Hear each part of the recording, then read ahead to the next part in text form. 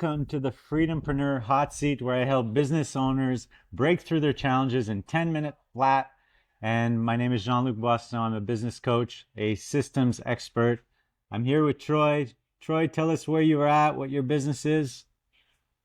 I'm in Ottawa, Ontario. My business is Hard 90 Baseball, and I do training for youth, specifically like sport related strength and conditioning for baseball. Awesome. And what's your main issue right now? The kind of the business started out as a way to get some training partners with my son, and it's kind of organically grown into something bigger than I expected. And I'm just looking for advice on: do I keep growing? Do I get my own facility?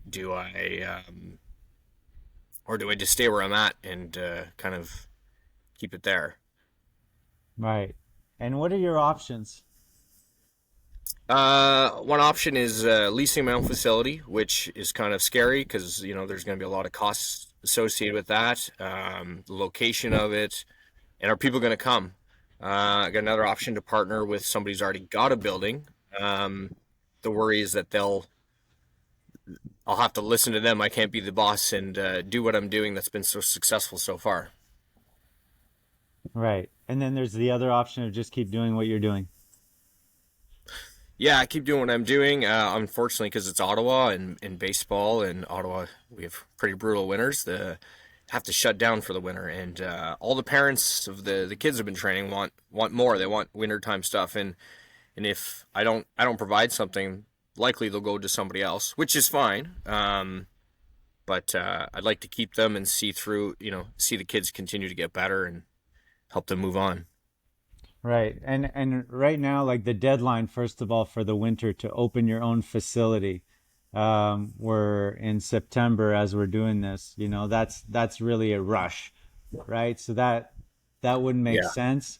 The other thing I would say is when you're opening your own facility, there's a lot of research to be done, and a lot of entrepreneurs don't do enough research up front about will people buy? Will people buy? The distance of how far somebody's willing to travel is tricky, right? Location is really important. I mean, this is directly in my field of experience, from the past, opening many locations and stuff. You got to make sure that you get the location right. Investing in the upfront cost of fit up is massive, massive expense. So I'm not a dream, buster of the bubble. I encourage people to follow their dreams, but I also have a motto that says start small, start now. And it's this stepping into it instead of jumping into something big. I've done things where I've put on these massive events, went big and then did all that for nothing because yes, I gained some skills. I gained this experience that I can share with you now. But it was a learning lesson that cost me sometimes tens of thousands of dollars to launch things because I wanted it to be big. But instead, we can baby step into this. And this partnership deal that you have with a facility that is well located in an area, um, that seems like a great step forward. And then maybe if it's successful, it could grow within that. And who knows what happens. Or you'll still be set up to open your facility later. So it's a good first step. If you go your facility route and take the big risk of that, then I would say pre-sell everything you're doing. Make sure you're Yep. selling memberships before. I have a client that is, in the hockey membership stuff too. He has a program called the Elite Hockey Speed System. He's already sold out before he opened, right? He's selling out before, and a lot of people talk. Yes, yes, yes. Everyone around you says yes.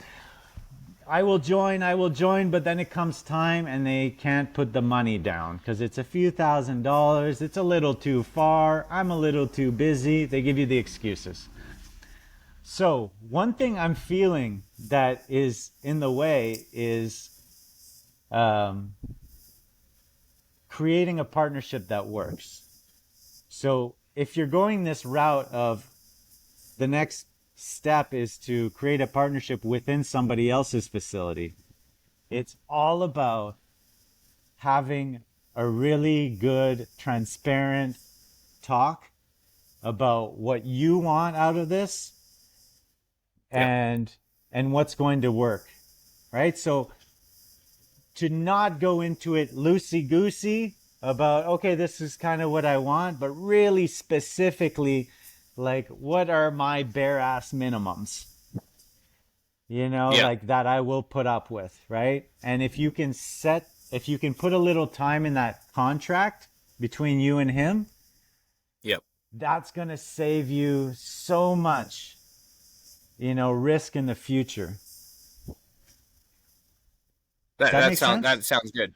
That makes sense. That makes sense. Just set my boundaries early and then move forward and let it kind of grow. Yeah. And I would really sit down and take your time and do all the what if situations. What if this Okay. happens? What if that happens? And the more detailed of every situation you can think of is on paper, and you guys can discuss this. A lot of times, I'm dealing with small business owners that have business partners, and the reason there's issues is that the expectations weren't set from the beginning, right? They got Yeah. into business because they like each other, and now there's like overstepping boundaries. Now there's conflict, and then there's difficulty in expressing. When all along, all they could have done is really sit down and hash out every detail and not sign that contract until you've given it so much thought, of everything. And on their side too, encouraging them to come up with stuff that Okay. they may feel they don't want from you being in their facility, like soliciting some of their clients, or like all these things can be all negated. And it's, as I get older and we start to realize that these difficult conversations are where the gold is, right? They are for sure. Yep. Can we just be upfront and just talk about every scenario and then come to an agreement? And if we can do that, that's how partnerships work. If we're just sort of caught up in the whole dream of it all and not doing these things, we get into big trouble. Yeah. I like that. I like that a lot. Yeah, we'll set a contract, have the difficult conversation early, so then on those problems that are inevitably going to arise, we already had, there's no conflict. It's like we've already agreed on this, and I'll honor it, you honor it, and we move forward, kind of thing, right? Yeah. And as soon as you do sign that contract, it's sales time. It's time to really get all those parents to commit, come up with your Yep. packaging, of how much it's going to cost and stuff, and just reach out to them. Okay, I'm going to have this facility. And if you can pre-sell before you even open, before you're ready to start that program, you're going to be in a good spot. And just one more I thing like it. before we go. One more thing before we go. People aren't buying the facility. People aren't buying you and your coaching and stuff. People are buying the aspiration that their children are going to get somewhere and that you're the best choice in getting them there, right? Sometimes we get caught up in people think when they purchase with me that I'm selling coaching. I'm not selling business coaching. I'm selling Mhm. the freedom that comes with business coaching when you're done with me, right? The freedom of time, the financial freedom that comes with it. That's what I'm selling. How we get there as a coach, you don't want to spend hours with me. You just want that end result, so Yeah. always keep that in mind. So takeaway, guys, start small, start now. Have the difficult conversations beforehand. Make sure it's detailed out. And remember that people aren't buying what you're doing. They're buying the desired outcome at the end, that dream. Perfect. Thank you. All right. Thanks, Troy. Guys, subscribe on my YouTube channel, comment, like. Thanks, Troy, for coming on, taking the risk. And I wish you the best. I'll be following your journey.